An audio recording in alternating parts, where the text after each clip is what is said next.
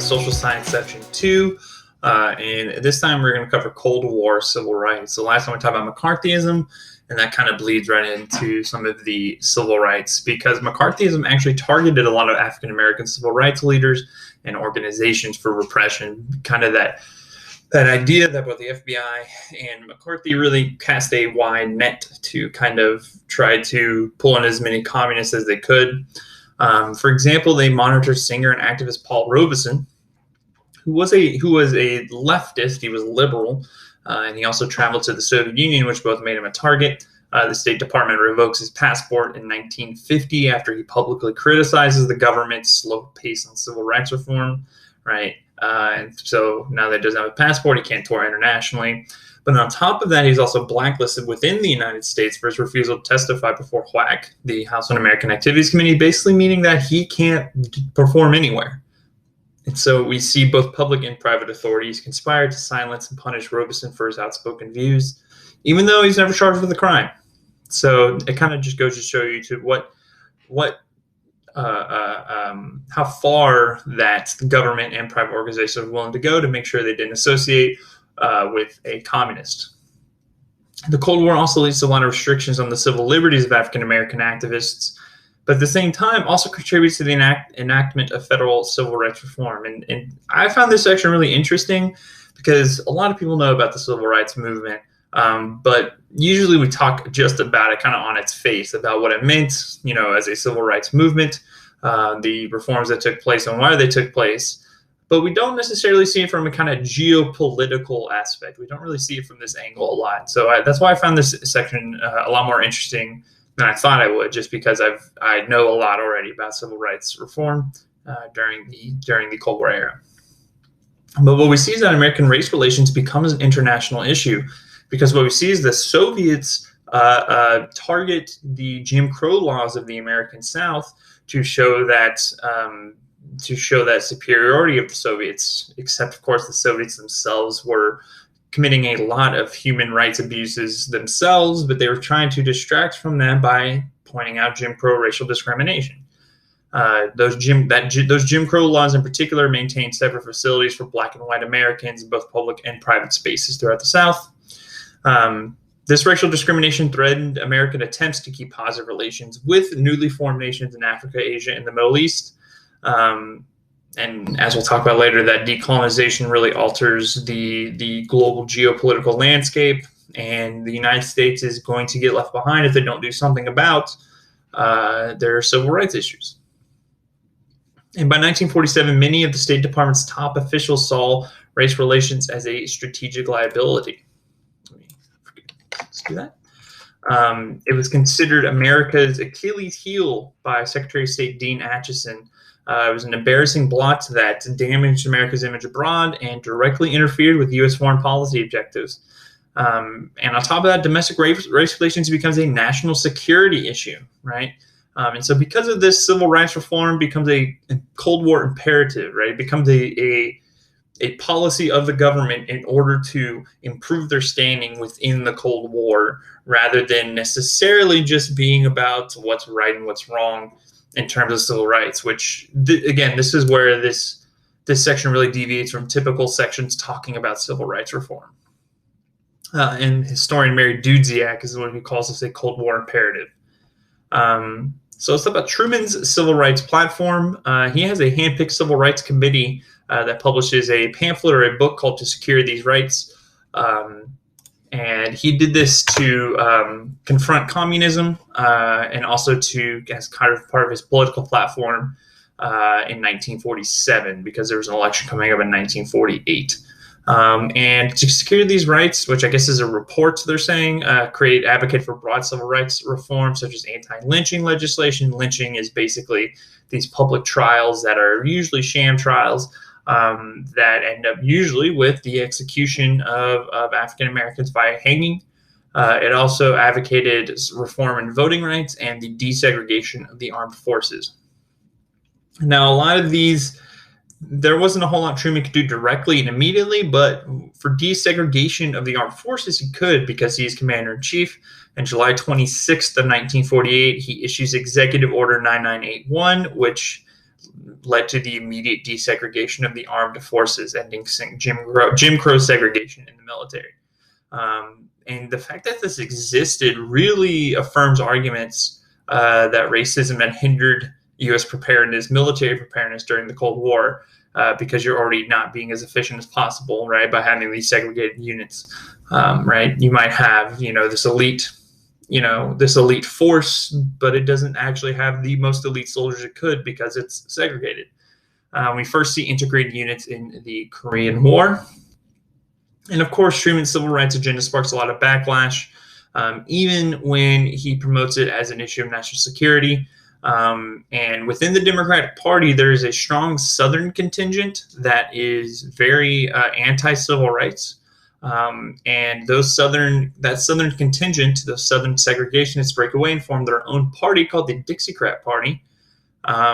Despite, though, this secession from the Democratic Party of the Dixiecrats, Truman wins re-election in 1948 by a very small margin. The main reason he was able to do this is African-American support for him was greater than it had ever been for any president. He framed his civil rights platform as part of a larger strategic push to counter Soviet propaganda and to project that better image of the United States abroad. And to achieve these two goals of a positive image and countering communist propaganda, he had to have a new type of diplomacy and a new diplomat to extend that diplomacy. And that is where Edith Sampson comes in.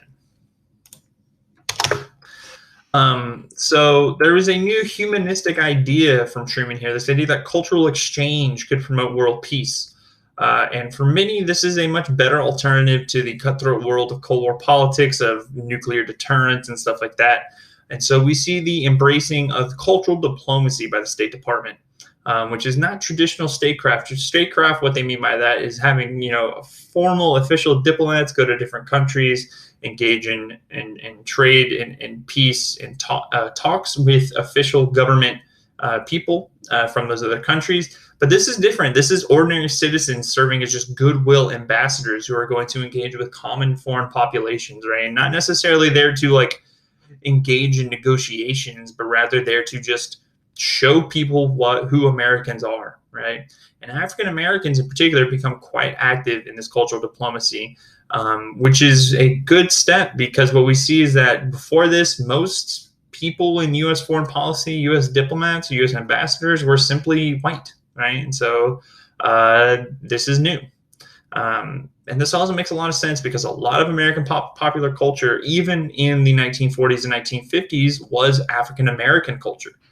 When you're talking about music, when you're talking about the Harlem Renaissance, or when you're talking about literature, a lot of that was coming from the African American community and was then later embraced by the wider American culture.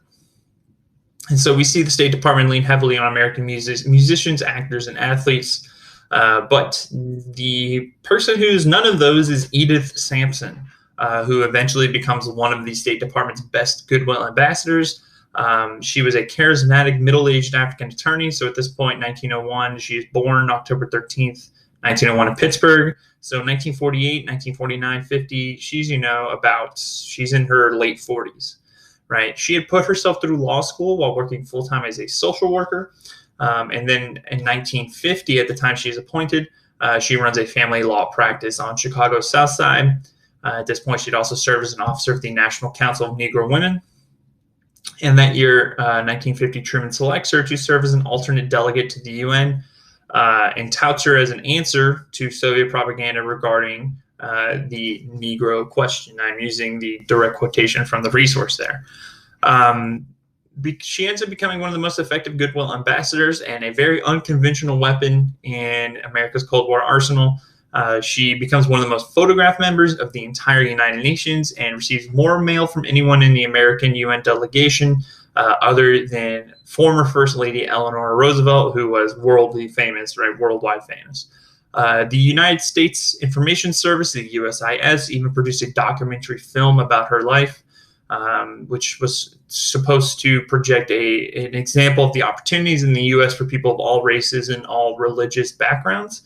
It was distributed to U.S. embassies and information centers around the world, part of a larger public relations kit, paper of readings, of postcards, of videos, music designed to explain American progress against racial discrimination to foreign audiences. And so then later on, after her participation in the UN, she's enlisted fully as a Goodwill Ambassador to capitalize on this popularity. And she goes on 2 tours in 1951 and 1952 to Germany, Austria, and the countries in Scandinavia. And so she did meet with local dignitaries and officials, but she also met with school children, with housewives and workers. And this reflects the State Department's embrace of person-to-person diplomacy, trying to reshape public perception of America's racial tensions in different countries, right? So they're trying to speak directly to the people in Germany, Austria, and Scandinavia by doing this. She delivered dozens of speeches in these cities throughout the country she visited, with titles of those speeches like The Negro in American Life and The Problem of the American Negro, which, if you can't tell by now, the word Negro is very common in the 1950s, right? It's being used in official documents, right, by the government. So, just to understand the context of using that word, right? But Sampson her speeches were good, but her best abilities came when she was communicating directly with audiences during question and answer sessions. And in these Q&A sessions, she would openly acknowledge the persistence of racism in American society, but then showed her as proof that success was possible for African Americans. And as they point out, this is when she's at her best, and she won a lot of praise from the State Department for her ability to charm audiences. But of course, we see the kind of the face of the political situation, the face of the government in terms of trying to create this foreign idea that race relations in the United States are good, and the reality of what's happening, in the typical town or village or little city in America. And what we see here is a white mob in Cicero, Illinois, in the summer of 1951, prevents an African-American veteran from moving into the home that he bought. This is after Sampson had returned from a tour of Austria in the summer of 1951. And for 2 days, the mob destroyed the house, burned furniture, and then rioted until the National Guard had to come in and restore order. And then later on that year, she wrote an editorial called What's Happening Here in America, and urged her countrymen not to forget that our nation bears the torch of liberty that is expected to light the way for other nations, and don't let that torch grow dim through acts like Cicero. Keep that torch bright, right?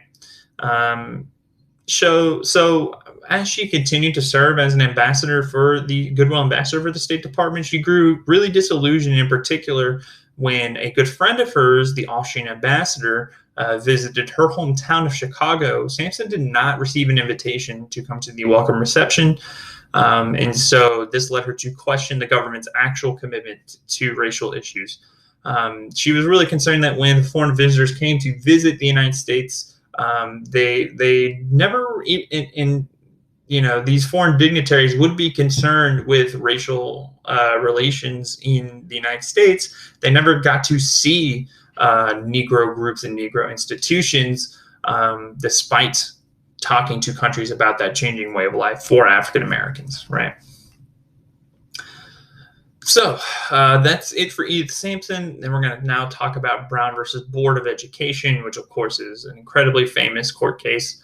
But what we do see is a lot of these Goodwill ambassadors are frustrated with the federal government's approach to civil rights reform, and the nation's push to desegregate public schools created a very sharp contrast of, again, what image the U.S. was trying to push to other countries and the reality of the situation in the United States. So in 1954, the Supreme Court had unanimously ruled that racial segregation in public schools was unconstitutional in Brown versus Board of Education. And this case was motivated, the decision in this case was motivated in part by the strategic calculus of the Cold War. The Justice Department had filed an amicus brief, which is a document within the case that's filed by somebody who's not actually within the case, right? The Justice Department is kind of just coming in on the side of Brown here, right? Submitted to the Supreme Court that segregation gave ammunition to communist propaganda, right? That when they had segregation, it allowed the communists to attack them on that. And so it'll raise a lot of doubt, right? This segregation among friendly nations about how America was devoted to democracy, right? And their faith in democracy.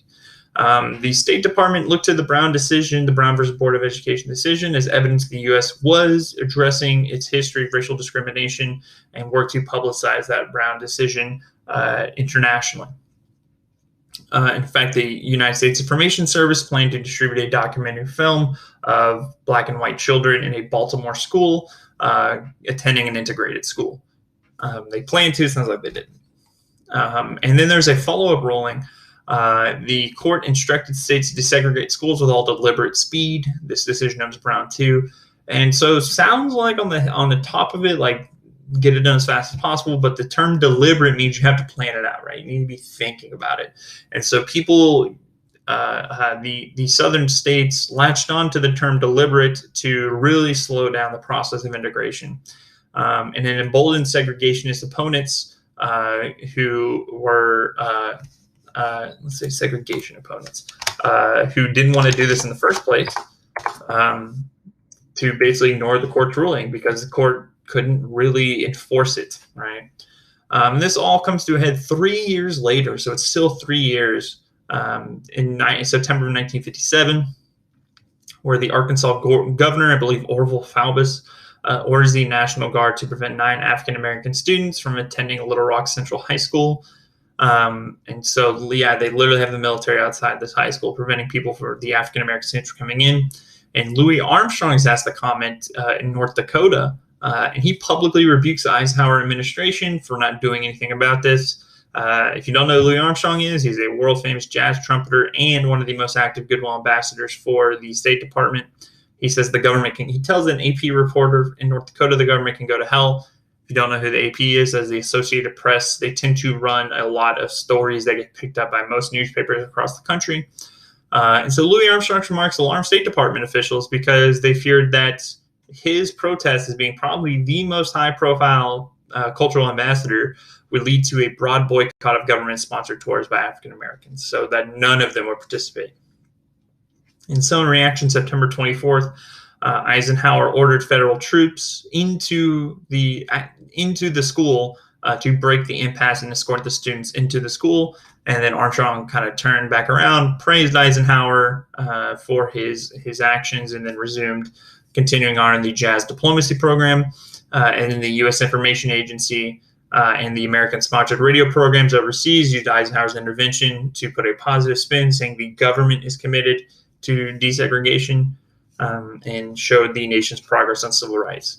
And so what we see is that Little Rock, right, the Little Rock Nine, really underscores the troubles that the United States had with shining a light, with focusing on civil rights as something that's positive, because in most places it very much was not a positive. Because when they proclaimed that the government had found a clear solution to this issue, it very much had not. And that's going to do it for this video. Thank you guys so much for watching. I will see you